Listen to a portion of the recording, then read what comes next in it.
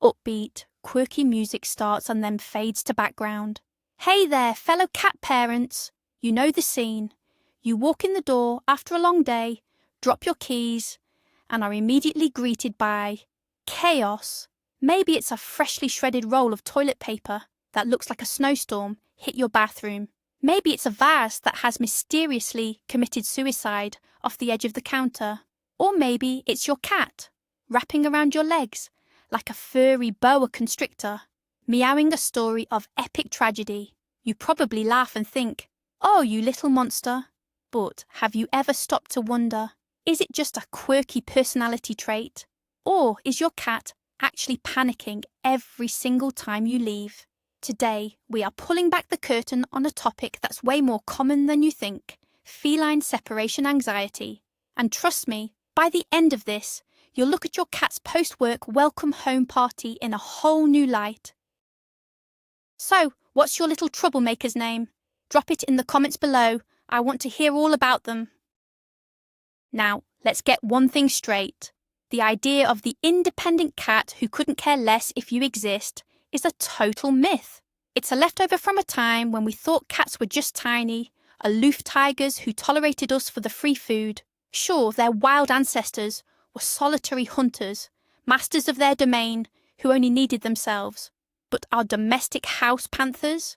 They've spent thousands of years evolving alongside humans. We've bred them to be our companions. They're not just our pets. In their eyes, we are their very weird, very tall, non-furry family. We are their source of food, safety, entertainment and warmth. We are their whole world. So when that world walks out the door every day, it's no wonder some of them have a complete and total meltdown. It's not that they're broken, it's that we've made them love us a little too much. And honestly, I wouldn't have it any other way. So let's talk signs. The first and most obvious clue, your cat is singing. The lonely cat blues is excessive vocalization. And I'm not talking about the cute little mrrrp they make when you open a can of tuna. We're talking about long, drawn-out, mournful yowls. It's the kind of sound that makes you think a ghost is haunting your apartment. This isn't a meow that says, I'm hungry or pet me. This is a meow that says, hello, is anyone out there? The giant who feeds me has vanished and I am lost. It's a primal call for contact. Often neighbours are the first to report this, telling you that your little angel turns into an opera singer the second your car pulls out of the driveway. It's heartbreaking to think about them wandering from room to room, just calling out into the silence, hoping for an answer that won't come until you get home. It's the most direct way they can express their distress. But why that specific soul-crushing sound? It's fascinating, really. Adult cats in the wild rarely meow at each other. That vocalization is almost exclusively reserved for kittens to call their mothers. Your cat, in its furry little brain, has basically imprinted on you as their giant, clumsy, hairless mom. So when you leave, they revert to that instinctual kitten behaviour. They are literally crying for their mom to come back. That long, low-pitched yowl is designed to travel long distances, to cut through other noises and find you. It's a distress signal, hardwired into their DNA. Understanding this shifts your perspective, doesn't it? It's not an annoying habit. It's a genuine, instinctual cry for help. It's a testament to the deep bond you've formed, even if it does occasionally annoy the people in apartment 3B. All right, on to sign number 2. Destructive behaviour. This is the one that gets cats labelled as naughty or spiteful. You come home to find your favourite sweater shredded, the couch cushions de-stuffed, or the blinds mangled. Your first thought is probably, he's mad at me for leaving. But I'm here to tell you, your cat does not possess the mental capacity for human-like revenge. This isn't malice, it's panic. The destruction is often focused on entry and exit points, like doors and windows. They're literally trying to scratch or chew their way out to find you. Or they'll target items that carry your scent most strongly. Your shoes, your side of the bed, your laundry basket.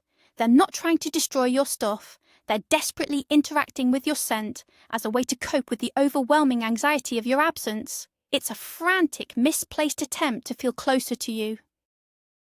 Let's dive a little deeper into the psychology of this so-called bad behavior. Think about when you get really nervous. You might bite your nails, pace around, or tap your foot. You have a build-up of anxious energy, and it has to go somewhere. For a cat, that energy is magnified 100 times. Their panic attack needs a physical outlet. Shredding a roll of toilet paper is a deeply satisfying sensory experience that releases that pent-up stress. Knocking things off a shelf provides a burst of stimulation in an otherwise painfully quiet and under-stimulating environment. It's a coping mechanism. They are trying to self-soothe in the only way they know how. So next time you find a pile of fluff where your sofa cushion used to be, take a deep breath. Your cat isn't punishing you. They're just really, really bad at handling stress and need your help to learn better ways to cope. Now for the sign that makes every cat owner's blood run cold. Inappropriate elimination. Yes, we're talking about peeing or pooping outside the litter box, specifically on places that are incredibly meaningful to you, like your bed, your couch, or a pile of your clean laundry. This is the ultimate red flag, and it is almost never done out of spite.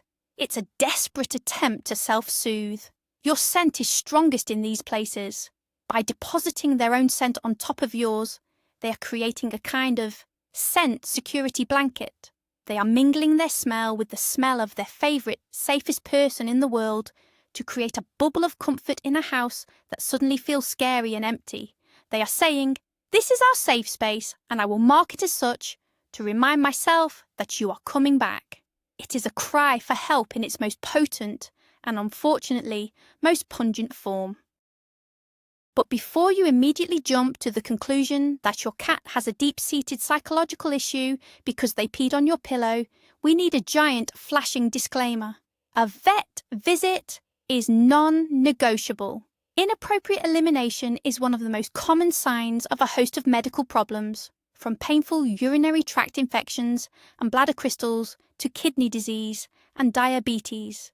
Your cat could be in physical pain and associating that pain with the litter box. They may be physically unable to make it to the box in time. Punishing a cat for this behaviour without ruling out a medical cause is not only ineffective, but it's also incredibly cruel.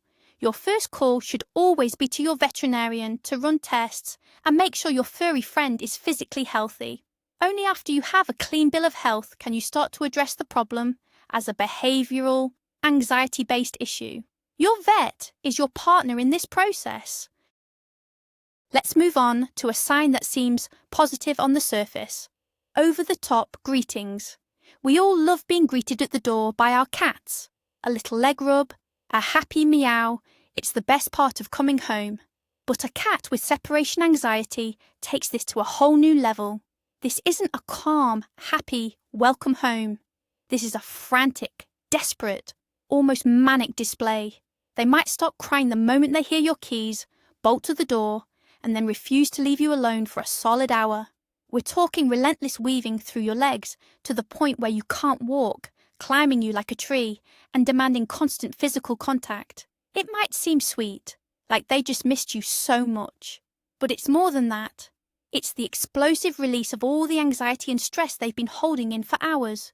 It's pure, unadulterated relief that their world is whole again, and it can be just as telling as a shredded couch. This often ties into what we call the Velcro cat phenomenon. This is the cat that follows you from room to room, a tiny furry shadow that cannot bear to have you out of their sight. They sit on your laptop while you work, they stare at you while you shower, they trip you on your way to the kitchen. While some cats are just naturally more affectionate and dog-like, extreme clinginess can be a precursor to separation anxiety.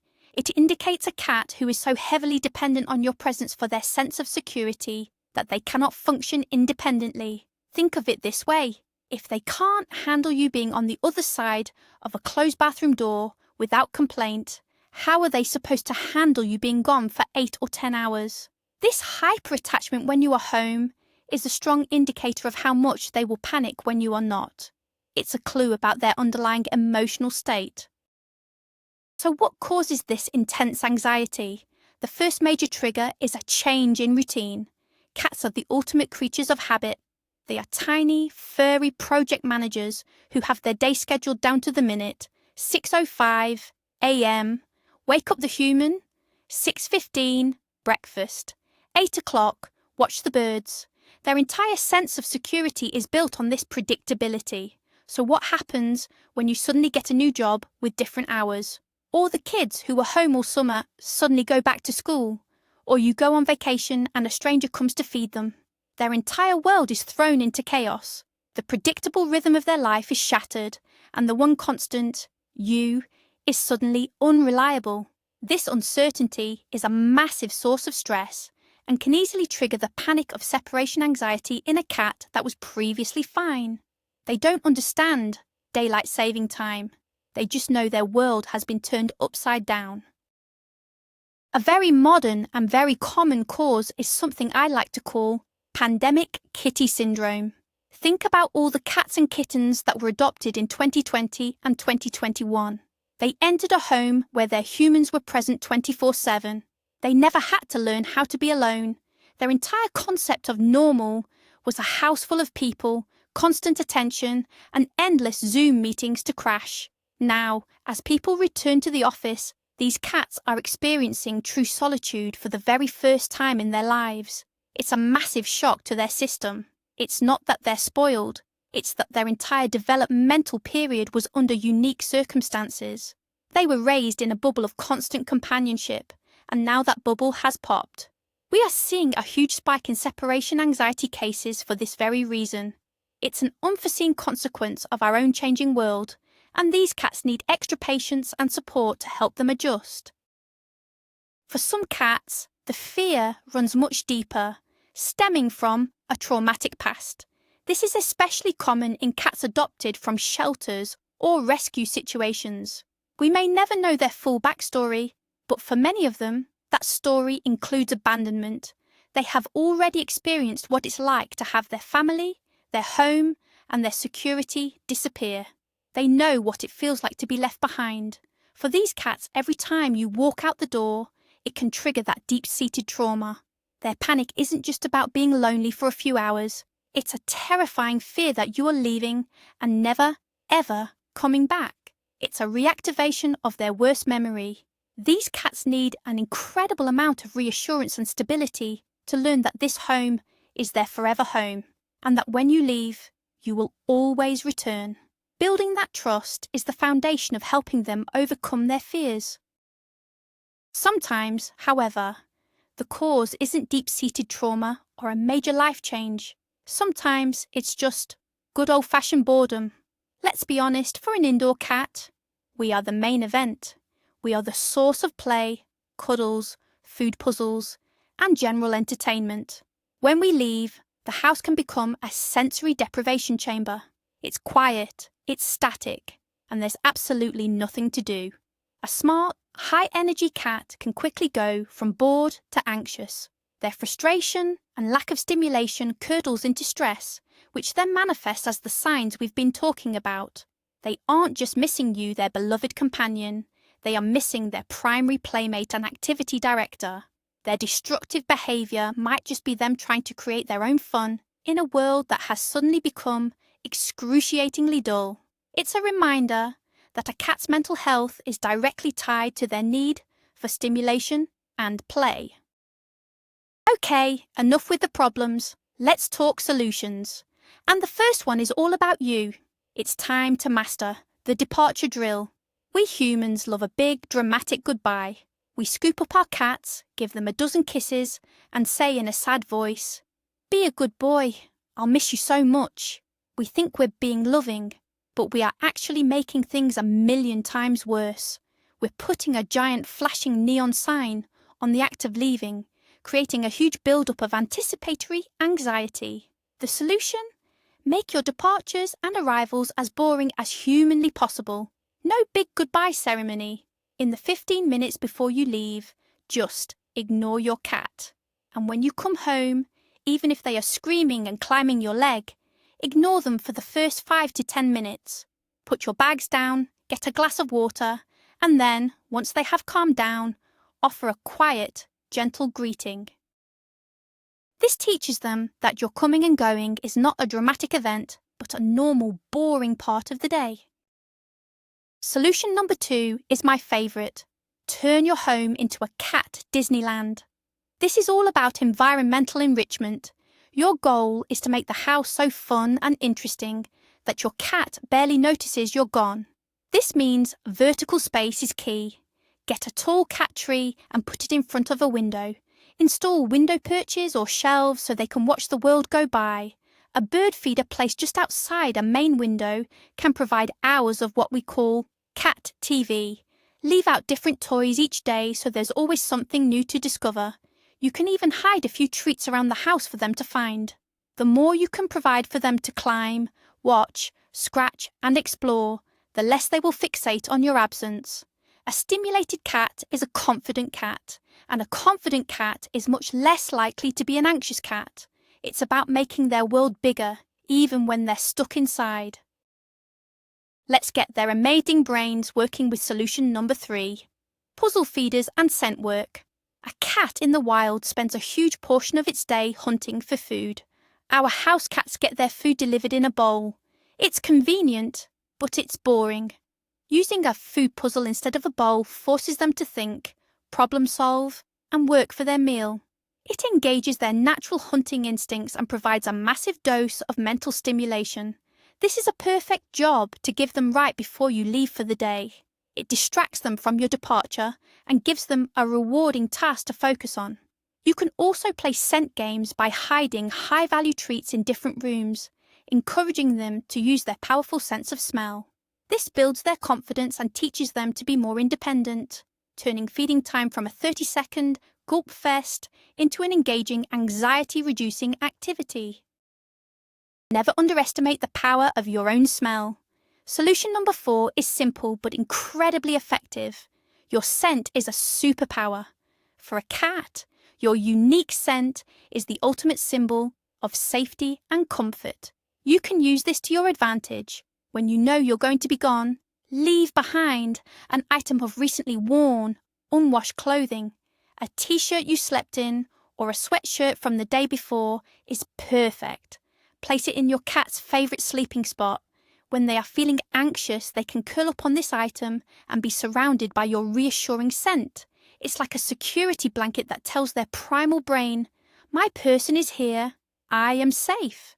This is so much more powerful than any store-bought toy. It's a direct link to you, a passive way of providing comfort even when you are miles away. It's a small gesture that can make a huge difference in their ability to cope with being alone. Now for a very tricky subject, solution number 5. Consider a companion but with extreme caution. Many people think, my cat is lonely, I'll just get another cat. This can either be a brilliant solution or an absolute disaster that doubles your problems. If your cat is young, playful, and has a history of getting along with other cats, a carefully chosen friend could be a wonderful source of companionship and play, alleviating their boredom and anxiety. However, if your cat is older, has always been an only child, or is fearful, adding another animal can be a massive source of stress, leading to territorial disputes and even more anxiety. It is not a quick fix. The decision requires a deep understanding of your current cat's personality, and a very slow, patient introduction process is absolutely mandatory. Rushing this can make the situation 1,000 times worse, so please proceed with caution and do your research. What if you've tried everything and your little furball is still struggling? That's when it's time for our next solution. When to call the pros. There is absolutely no shame in needing help. If the anxiety is severe, leading to self-harm like overgrooming, or if the destructive behaviour is escalating, it's time to consult a professional. This could be your trusted veterinarian, who can discuss options like calming pheromone diffusers, such as Feliway, nutritional supplements, or in serious cases, anti-anxiety medication. Think of it like human mental health. Sometimes therapy and lifestyle changes aren't enough, and medication is a necessary tool to help rebalance brain chemistry. You can also seek out a certified feline behaviour consultant. These experts can create a customised behaviour modification plan for your specific cat and your specific situation. Getting professional help is a sign of being a responsible, loving pet owner. Now let's wrap up by busting a couple of huge myths. Myth number 1, my cat is being spiteful and punishing me for leaving. We've touched on this, but it bears repeating. Cats are not capable of complex human emotions like spite, jealousy, or revenge. Their brains just aren't wired that way. Attributing human motivations to their behaviour is called anthropomorphism, and it often prevents us from seeing the real problem. The cat that pees on your bed isn't trying to get back at you. It is terrified. It is trying to self-soothe. The cat that scratches the door isn't angry. It is panicking and trying to get to you. When you shift your mindset from, my cat is being bad, to my cat is having a hard time, it changes everything. It opens the door to empathy, patience, and finding real, effective solutions instead of resorting to punishment, which will only make the anxiety worse. And finally, let's tackle myth number 2. Only dogs get separation anxiety. This misconception is so widespread and so damaging. For decades, we've seen separation anxiety in dogs as a legitimate, diagnosable condition, while similar behaviours in cats were written off as cats being cats, or just bad behaviour. But the science is clear. Cats form incredibly deep and complex social bonds with their humans, and they are just as susceptible to the panic and distress of being separated from them. The problem is that cats are masters of hiding their stress.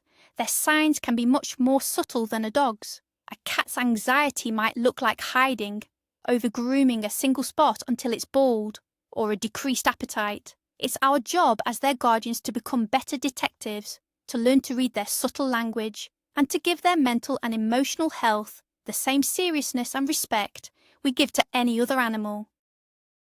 So, there you have it. The secret world inside your cat's head when you grab your keys and walk out the door. The main takeaway is this: it's not bad behaviour, it's a cry for help.